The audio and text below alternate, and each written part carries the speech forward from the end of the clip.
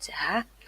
За өнөөдрийн энэ бичлэгийг манай группд дөнгөж шинээр орж ирж байгаа хүмүүст зориулж бичлээ.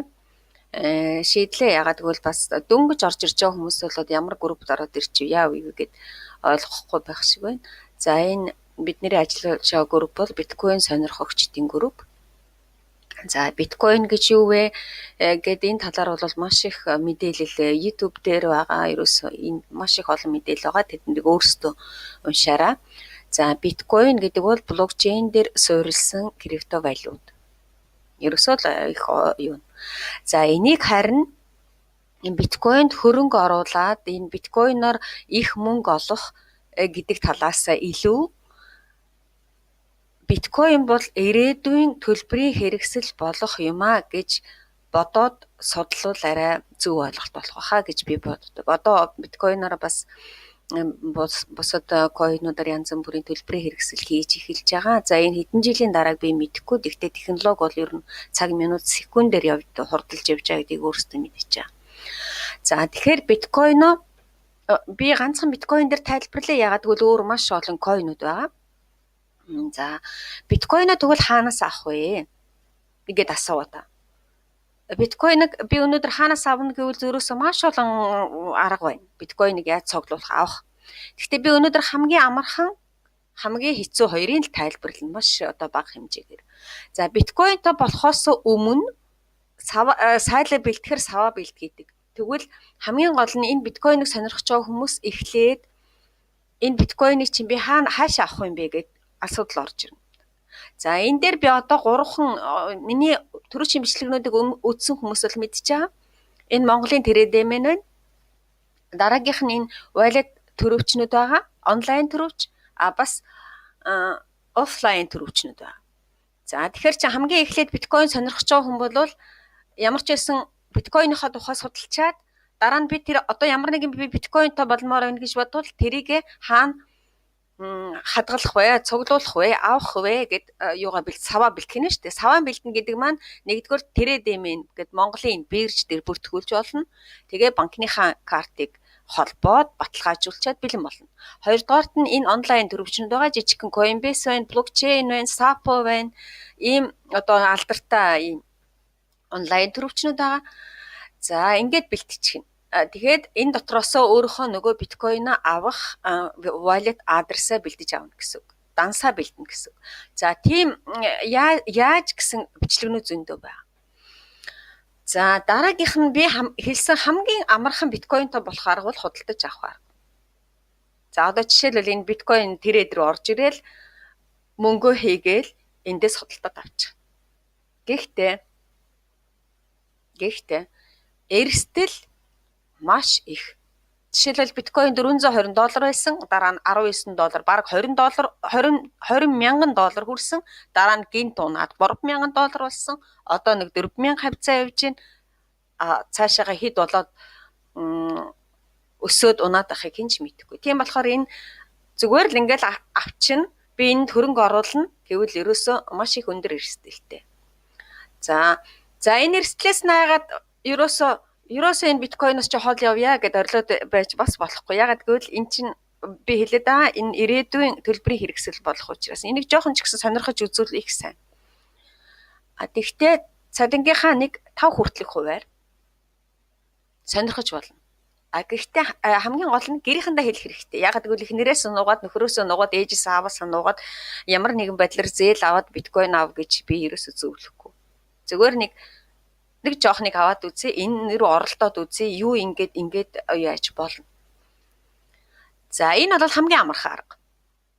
За одоо дундуур нь байгаа аргануудыг би орхилоо. Одоо хамгийн хэцүү аргыг хэлье. Хамгийн хэцүү арга нь бол биткойныг үнгүй цуглуулах. Биткойн болон бусад койнуудыг үнгүй цуглуулах. За үнгүй цуглуулна гэдэг нь юу юм бэ гэвэл энэ их хэцүү ажил маш их цаг варна. Маш их төвчээр шаардна. Маш их багаар ингээд цуглуулдаг. Би ч өөрөө цуглуулдаг, би энээсээ ичдэггүй. Энэ нь бол ерөөсөө хүнд одоо юу гэдэг хүнд халтай биш арга гэсэн үг. Гэхдээ хуурамч сайтнууд маш их байгаа. Би дараагийн заваараа ингээд янз бүрийн Ponzi сайтнуудын тухай одоо майнер сайтнуудын тухай ингээд тайлбарлахыг бодъё. За энэ үнэгүй олборлно гэдэг нь юу гэвэл ийм сайтнууд байж байгаа. Гэхдээ нэлээд одоо хүмүүс танил болцсон, админ нь одоо гайгүй айгуу сайн ийм сайтнууд байж байгаа. За энэ ямар учиртай гэвэл энэ сайтн дээр одоо жишээлбэл энд ингээд рекламны баланс гэдэг энд байж байна. Рекламны баланс. Энэ дотор хүмүүс өөрөө одоо $1000 хийгээд тэгээд $1000 өөрийнхөө проектыг юм уу өөрийнхөө сайтыг одоо өөрийнхөө интернет дэлгүүрийг ч юм ингээд сурталчилдаг. За тэр мэдээж $1000-оос зохих хувийг энэ сайтын маань эзэн авна гэсэн.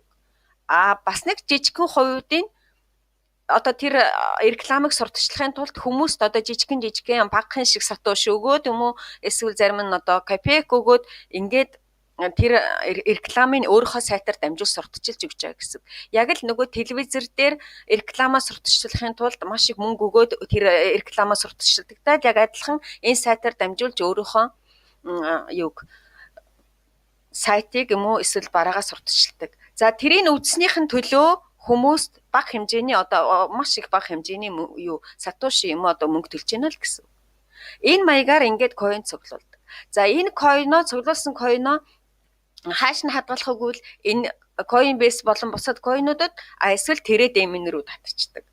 За нэг асуулт байгаа. Trade-MN-ээс энэ биткойны чи мөнгө төгрөг болгож авч болд юм уу гэсэн асуулт байгаа. Болно. Авч үзсэн хүн байгаа мó гэж асуусан. Авч үзсэн хүн зөндөө байгаа. Хамгийн гол нь энд бүртгүүлээд олон улсынхаа картаар байх ёстой мó энгийн карт байх ёстой. Энд чинь манай Монголын болохоор сайт болохоор өөрийнхөө Монголын банкны картыг холбочоод өөрийнхөө цуглуулсан биткойныг энд зарна.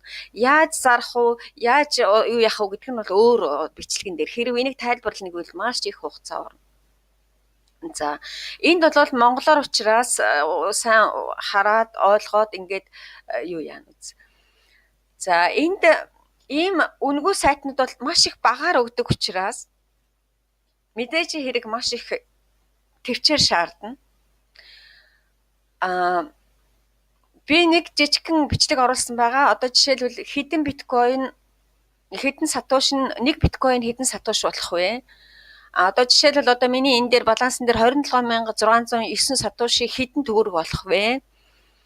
Энэ үнийг одоо зарах юм бол яг үндсэн үнээрээ зарна гэж бол байхгүй шүү дээ. Тэр өөрийнхөө өнөөдрийн 4100 200 гэсэн үннээс тэр альч юунд биржэд ч байсан, wallet-энд ч байсан заавалчгүй шинтгэлээ төлнө. Тэгээд тэр шинтгэлээсээ дараа нь цэвэр ашгаа өөртөө гаргаж авдаг. Энэ. За энэ миний гөрөвчд маш олон жижигхэн хүүхдүүд байгаа. 16 хүрээгүй. Тэр хүүхдүүдэд бол миний бодлоор 20,000 төгрөг, 30,000 төгрөг энэ бол бас зохих хэмжээний л одоо мөнгө хэн ч гэсэн гаран дээр чинь 20,000 төгрөг, 25,000 төгрөг гэдэг юм 30,000 төгрөг май гэдэг өгөхгүй. Тэгэхээр ийм яг үнэгүй сайтнуудаас цуглуулад тэгээд Trade-MN дээр зараад өөрийн гэсэн мөнгөтэй болж болно. За энийг яагаад би хүмүүс сурталчлаад байныг гэвэл анх энийг сонирхоод эхлэнгүүт хүн хэлтэй болж эхэлдэг. Энийг ойлгохын тулд орос хэлээр орчуулад орос хэлтэй бол англи хэлээр ноцолдно. Ингээд хүн өөрөө жижигхэн хэмжээгээр хөгжөөд идэг. Тэртээ одоо хүн интернет дээр маш их олон цагийг одоо зүгээр өргөтөөлгүй их өнгөрөөдөг.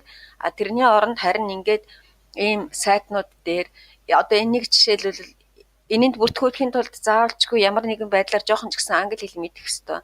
Эхний удаадаа англи хэлээр бүртгүүлээ дотор нь ороод ингээд ухаад ирэхдээ зэрэг чинь өөр олон юм мэдмээр болно. За тэгжээтэл чинь одоо жишээлбэл wallet-а хамгаалахын тулд хамгаалтын аргануудыг сураад эхэлнэ. Хамгаалтаа хийхин аргын сурна гэдэг чинь нөгөө компьютер руугаа нухаж орно гэсэн үг. Яаж хамгаалт хийвэл зүгээр вэ? Одоо Facebook аккаунтаа хамгаалмаар болно. Google аккаунтаа хамгаалмаар болно. Энэ Coinbase хамгаалмаар болно. Тэгэхээр ингээд хүн жоохон ч гэсэн ингээд мэдлэг хуримтлагдаад яваад байна л гэсэн үг. За тэгээд энэ бол зүгээр л өнөөдрийн анхны одоо жижигхэн тайлбарыг би орууллаа. Тэгээд цаг боломжоор цааш нь ингээд хүмүүст баг багаар ингээд тайлбарлаад яваад байна гэж бодож байна. За өнөөдрийн бичлэг ингээд дууслаа.